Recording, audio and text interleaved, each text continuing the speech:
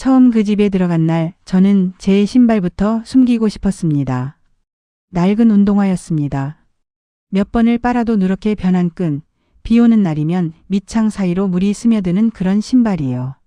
그런데 제가 서 있던 곳은 현관만 우리 집 거실보다 넓은 대저택이었습니다. 서울 외곽 산 하나를 통째로 감싸 안은 듯한 재벌가 저택. 대문 앞에는 경비실이 따로 있었고 차가 들어가면 정원사가 고개를 숙였습니다. 저는 그날부터 그 집의 입주 도우미가 되었습니다.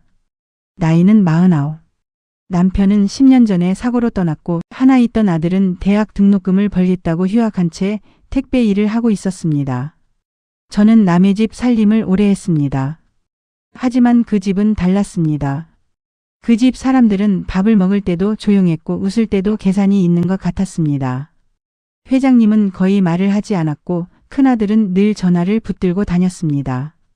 큰며느리는 사람을 볼 때 눈보다 옷부터 후렸고 둘째 아들은 늘 술 냄새를 풍겼습니다. 그리고 그 집에는 막내딸이 있었습니다. 이름은 서유나. 처음 봤을 때 저는 그 아이가 재벌가 딸이라는 게 믿기지 않았습니다. 27이라는데 눈빛은 17처럼 겁이 많았습니다. 긴 머리를 하나로 묶고 늘 회색 카디건만 입었습니다. 명품 가방도 화려한 옷도 없었습니다. 이상한 건 가족들이었습니다. 회장님은 그 아이를 볼 때마다 얼굴이 굳었고 큰며느리는 그 아이를 대놓고 무시했습니다. 유나 씨는 오늘도 방에서 식사하세요? 큰며느리가 그렇게 말하면 둘째 아들은 피식 웃었습니다. 우리 집 공주님은 사람 많은데 싫어하시잖아. 그 말투에는 애정이 없었습니다. 비웃음뿐이었습니다. 저는 속으로 생각했습니다. 재벌가 막내딸이라도 외롭긴 하구나. 그런데 이상한 일은 제가 들어간 지 사흘째 되던 날부터 시작됐습니다. 그날 밤 저는 주방 뒷정리를 하다가 복도 끝에서 작은 울음소리를 들었습니다. 처음엔 고양이 소리인 줄 알았습니다. 그 집 정원에는 길고양이가 종종 들어왔거든요. 그런데 가까이 가보니 사람 울음이었습니다. 유나 씨 방이었습니다. 문이 살짝 열려 있었고 안에서는 떨리는 목소리가 새어 나왔습니다. 아빠 저 진짜 여기 있어도 돼요?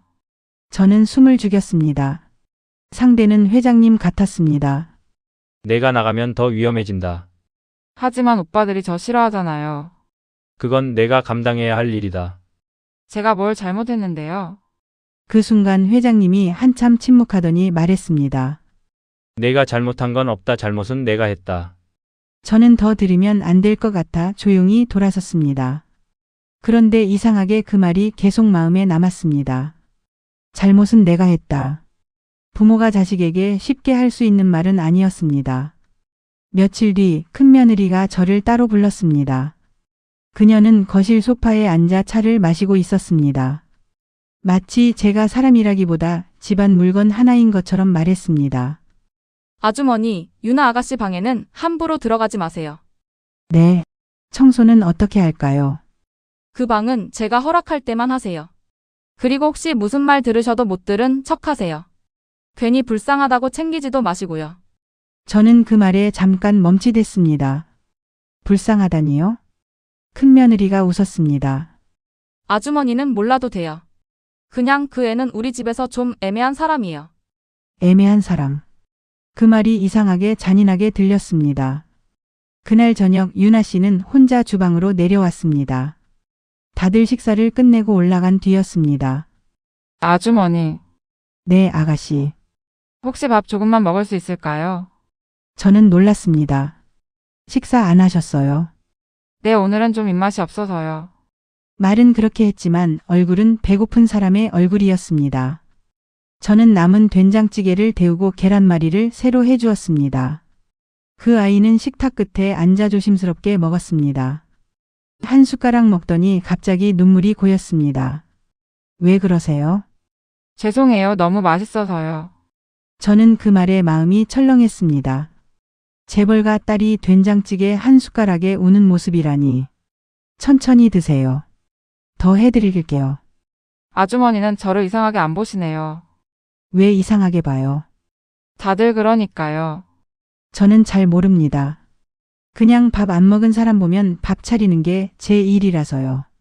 그 말에 유나 씨가 처음으로 웃었습니다. 그 후로 유나 씨는 종종 밤에 주방으로 내려왔습니다. 저는 그 아이에게 밥을 차려주었고 그 아이는 조금씩 말을 하기 시작했습니다. 어릴 때부터 이 집에서 산 건 아니라고 했습니다. 20살이 넘어서야 이 집에 들어왔다고 했습니다. 그전에는 지방의 작은 보육원에서 자랐다고 했습니다. 저는 순간 숟가락을 내려놓을 뻔했습니다. 보육원이요? 유나 씨는 고개를 끄덕였습니다. 네, 저는 제가 고아인 줄 알았어요.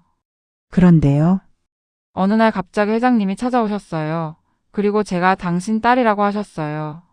그 말에 저는 아무 말도 못했습니다. 숨겨진 딸. 드라마에서나 보던 말이 제 눈앞에 앉아 있었습니다. 유나 씨는 담담하게 말했습니다.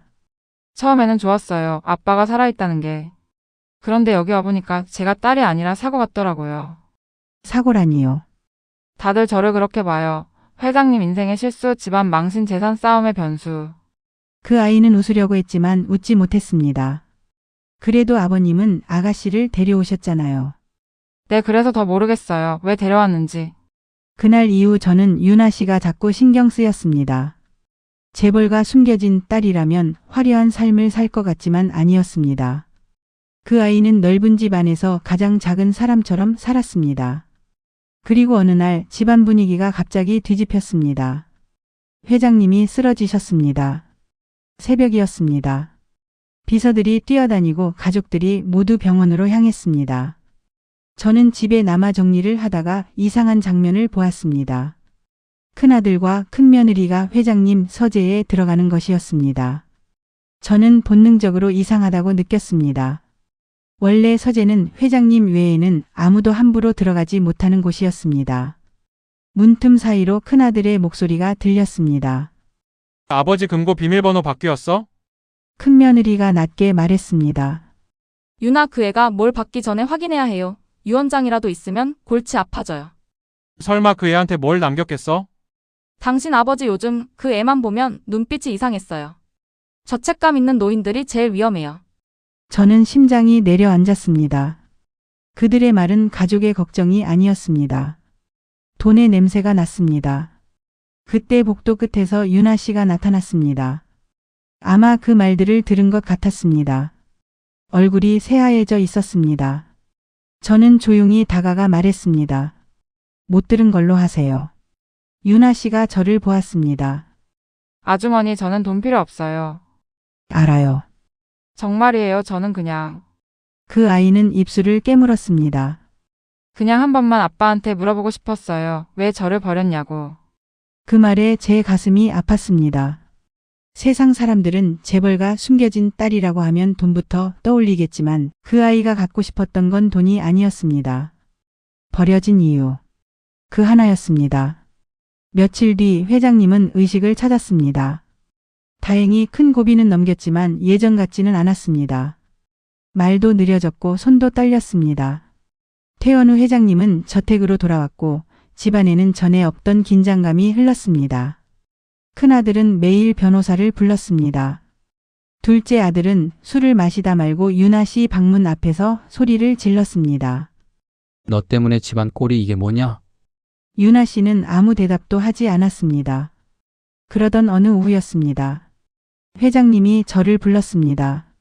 아주머니, 네, 회장님. 유나가 밥은 잘 먹습니까? 저는 잠시 망설이다 말했습니다. 밤에 내려와서 조금씩 드십니다. 회장님은 눈을 감았습니다. 그 아이가 어릴 때도 밥을 잘 못 먹었을 겁니다. 저는 조심스럽게 물었습니다. 회장님, 실례지만 왜 이제야 데려오셨습니까? 제가 그런 질문을 할 처지는 아니었습니다. 하지만 이상하게 그날은 묻지 않으면 안 될 것 같았습니다. 회장님은 한참 동안 창밖만 보았습니다. 그리고 아주 천천히 입을 열었습니다. 유나는 내 친딸이 아닙니다. 저는 숨이 멎는 줄 알았습니다. 네? 내 딸이 아닙니다. 그 말은 제가 알고 있던 모든 이야기를 뒤집었습니다. 회장님은 떨리는 손으로 오래된 사진 한 장을 꺼냈습니다. 사진 속에는 젊은 회장님과 한 여자가 있었습니다. 여자는 수수한 얼굴이었지만 눈빛이 따뜻했습니다. 이 여자가 유나의 어머니입니다. 회장님은 말을 이어갔습니다. 젊은 시절 그는 아직 재벌가 후계자가 아니었다고 했습니다. 그저 아버지 밑에서 일 배우던 젊은 남자였고 그 여자를 진심으로 사랑했다고 했습니다. 하지만 집안에서 반대했습니다. 가난하다는 이유였습니다. 회장님은 결국 그 여자를 버렸습니다. 그때 나는 비겁했습니다. 사랑보다 집안을 택했지요. 그 여자는 혼자 떠났고 몇 년 후 딸을 낳았다고 했습니다. 그 딸이 유나인 줄 알고 회장님은 찾아갔던 겁니다. 그런데 아니었습니다. 유나는 그 여자의 친딸도 아니었습니다. 그 여자가 죽기 전 나에게 편지를 보냈습니다. 보육원에 있는 아이 하나를 부탁한다고. 그럼 유나 씨는 그 여자가 마지막까지 지키려 했던 아이입니다. 나는 그 여자를 버렸고 그 여자는 죽는 날까지 남의 아이를 지켰습니다. 나는 그게 부끄러웠습니다. 저는 아무 말도 못했습니다. 회장님은 이어 말했습니다. 유나를 데려온 건 속죄였습니다. 하지만 데려와 놓고도 제대로 아버지가 되어주지 못했어요.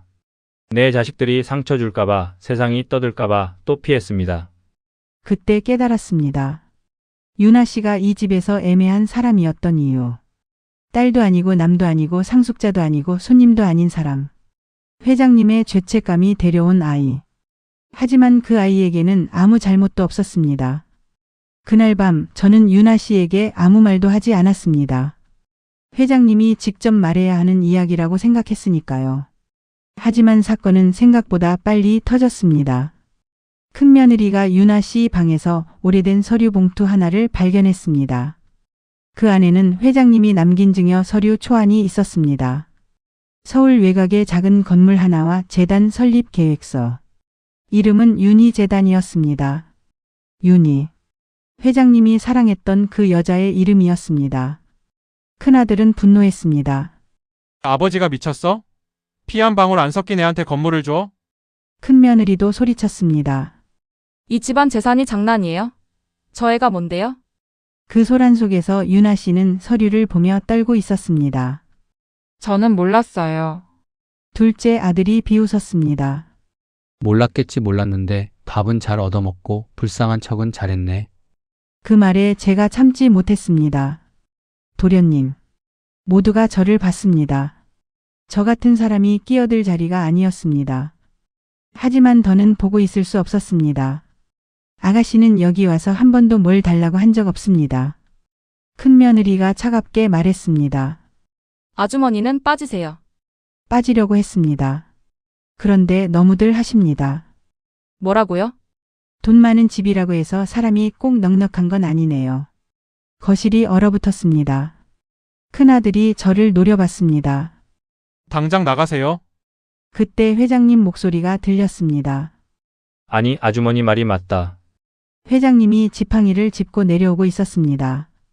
얼굴은 창백했지만 눈빛은 또렷했습니다. 너희는 유나를 미워할 자격이 없다. 큰아들이 씩씩거렸습니다. 아버지 저 애가 대체 뭡니까? 회장님은 조용히 말했습니다. 내가 갚아야 할 빚이다. 그 빚을 왜 우리 재산으로 갚습니까? 그 말에 회장님 얼굴이 굳었습니다. 우리 재산? 큰아들은 멈칫했습니다. 내가 말하는 우리 재산은 내가 평생 사람 집 밟아가며 모은 돈이다. 그 안에는 너희 어머니 눈물도 있고 직원들 희생도 있고 내가 버린 사람의 인생도 있다. 아무도 말하지 못했습니다. 나는 늦게라도 하나는 바로잡고 싶었다. 유나에게 돈을 주려는 게 아니다. 그 아이가 다시 버려졌다고 느끼지 않게 해주고 싶었다. 유나 씨는 눈물을 흘리고 있었습니다. 회장님은 그 아이를 보았습니다. 유나야. 그 아이가 고개를 들었습니다. 회장님은 아주 힘겹게 말했습니다. 미안하다. 그 한마디에 유나 씨가 무너졌습니다. 저한테 왜 친딸이라고 하셨어요? 회장님은 눈을 감았습니다. 그래야 내가 올 것 같았다. 저는 또 버려질까봐 매일 무서웠어요. 미안하다. 저는 돈 필요 없어요. 그냥 제가 누구인지 알고 싶었어요. 그래, 내가 너무 늦었다. 유나 씨는 떨리는 목소리로 물었습니다. 그럼 저를 지켜준 그분은 어떤 사람이었어요? 회장님은 사진을 건넸습니다. 세상에서 나보다 훨씬 좋은 사람이었다. 유나 씨는 사진을 받아들고 한참을 울었습니다. 저도 몰래 눈물이 났습니다. 그날 이후 집안은 더 시끄러워졌습니다. 큰아들은 변호사를 동원해 재단 설립을 막으려 했고 큰며느리는 기자들에게 흘리겠다며 협박했습니다. 피도 안 섞인 여자를 숨겨진 딸로 속였다. 이거 기사 나면 그룹 이미지 끝이에요. 하지만 회장님은 이상할 정도로 담담했습니다. 내가 감당하마. 그리고 정말 며칠 뒤 기사가 났습니다. 재벌 회장의 숨겨진 딸 논란, 상속 분쟁, 비밀 동거, 혼외자 의혹. 세상은 자극적인 말로 떠들었습니다. 그 집 앞에는 기자들이 몰려왔고 유나 씨는 방 밖으로 나오지 못했습니다. 저는 쟁반에 죽을 올려 방 앞에 섰습니다. 아가씨 조금이라도 드세요. 안에서는 대답이 없었습니다. 한참 뒤 문이 열렸습니다. 유나 씨는 며칠 사이에 얼굴이 반쪽이 되어 있었습니다. 아주머니, 네, 제가 그냥 나가면 조용해질까요? 아가씨가 나가면요? 네. 조용해지는 건 저 사람들 마음이지 아가씨 마음이 아니잖아요. 유나 씨가 저를 보았습니다. 저는 여기 있을 자격이 없는 것 같아요. 아가씨. 저는 처음으로 그 아이 손을 잡았습니다. 세상에 태어난 사람이 어디 있을 자격 따지고 삽니까? 그냥 살아가는 거지요. 그 아이가 울었습니다. 저는 왜 매번 누군가의 짐이 되는 걸까요? 짐이 아니라 사람이에요. 저는 그 말만은 꼭 해주고 싶었습니다. 아가씨는 회장님 죄도 아니고 그 집 자식들 욕심도 아니고 기사 제목도 아니에요. 그냥 유나 씨예요. 그날 밤 유나 씨는 처음으로 밥 한 공기를 다 먹었습니다. 그리고 다음 날 회장님이 기자회견을 열었습니다. 가족들은 모두 말렸습니다. 주가가 떨어진다, 이미지가 망가진다, 건강이 안 좋다. 하지만 회장님은 휠체어에 앉아 기자들 앞에 섰습니다. 저도 TV로 그 장면을 봤습니다. 유나는 제 친딸이 아닙니다. 기자들이 웅성거렸습니다. 저는 과거에 사랑했던 한 사람을 버렸습니다. 그리고 그 사람은 세상을 떠나기 전 자신이 돌보던 아이를 제게 부탁했습니다. 저는 그 부탁을 너무 늦게 지켰습니다. 회장님의 목소리는 떨렸습니다. 유나 양은 제 재산을 노리고 온 사람이 아닙니다. 오히려 제가 제 죄를 덮기 위해 그 아이에게 거짓말을 했습니다. 그 순간 저는 숨을 멈추고 화면을 봤습니다. 회장님은 계속 말했습니다. 저는 유나 양에게 사과합니다. 그리고 세상에도 말합니다. 한 사람을 출생이나 피로만 판단하는 일은 폭력입니다. 저는 그 폭력을 제 집 안에서 방치했습니다. 마지막으로 회장님은 이렇게 말했습니다. 윤희재단은 예정대로 설립하겠습니다. 이 재단은 보호종료 청년과 보육원 아이들을 위한 재단입니다. 이것은 상속이 아니라 제가 살아서 갚아야 할 빚입니다. 그날 이후 여론은 조금씩 바뀌었습니다. 처음에는 막장 재벌가 스캔들이라 떠들던 사람들이 나중에는 회장님의 고백과 유나 씨의 사연에 관심을 갖기 시작했습니다. 큰아들은 여전히 불만이 많았지만 더는 대놓고 반대하지 못했습니다. 큰며느리는 한동안 친정으로 갔고 둘째 아들은 조용해졌습니다. 하지만 가장 크게 달라진 사람은 유나 씨였습니다. 그 아이는 더 이상 방에만 있지 않았습니다. 재단 설립 준비를 직접 돕기 시작했습니다. 보육원 출신 청년들을 만나고 필요한 지원이 무엇인지 들었습니다. 어느 날 유나 씨가 저에게 말했습니다. 아주머니, 저 재단에서 일해보려고요. 잘하실 거예요. 무서워요. 제가 누굴 도울 자격이 있을까요? 저는 웃었습니다. 상처 있어 본 사람이 상처 입은 사람 마음을 더 잘 알지요. 유나 씨도 웃었습니다. 그 웃음은 처음 봤을 때와 달랐습니다. 겁먹은 웃음이 아니라 조금은 단단해진 사람의 웃음이었습니다. 몇 달 뒤 윤희재단 개소식이 열렸습니다. 화려한 축하 화환도 있었지만 그보다 눈에 띈 건 보육원 아이들이 직접 그린 그림들이었습니다. 유나 씨는 단상에 올라갔습니다. 손은 떨렸지만 목소리는 분명했습니다. 저는 오랫동안 제가 버려진 사람이라고 생각했습니다. 사람들이 조용해졌습니다. 그런데 이제는 조금 다르게 생각해보려고 합니다. 저는 버려진 사람이 아니라 누군가가 마지막까지 부탁한 사람이었습니다. 저를 지켜준 분의 얼굴도 목소리도 저는 잘 모릅니다. 하지만 이제 그분이 어떤 마음으로 저를 부탁했는지는 조금 알 것 같습니다. 유나 씨는 잠시 숨을 골랐습니다. 저도 누군가에게 그런 사람이 되고 싶습니다. 버려졌다고 생각하는 아이에게 너는 누군가의 짐이 아니라 사람이라고 말해주는 사람. 저는 뒤에서 그 말을 듣다가 눈물을 닦았습니다. 그날 행사가 끝나고 회장님은 유나 씨를 불렀습니다. 유나야. 네. 이제 나를 아버지라고 부르지 않아도 된다. 회장님은 힘겹게 웃었습니다. 나는 그럴 자격이 없다. 유나 씨는 한참 말이 없었습니다.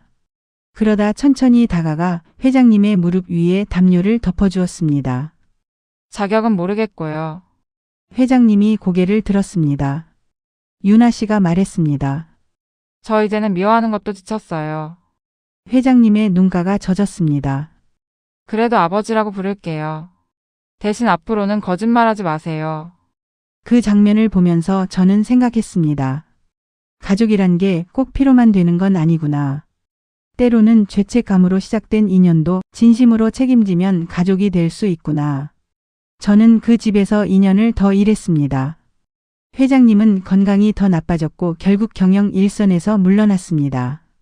큰아들은 회사를 물려받았지만 예전처럼 함부로 유나 씨를 대하지 못했습니다.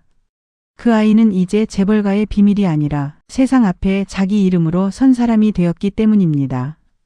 제가 그 집을 그만두던 날 유나 씨가 저를 배웅해 주었습니다. 아주머니 정말 가셔야 해요. 아들도 이제 자리 잡았고 저도 좀 쉬어야지요.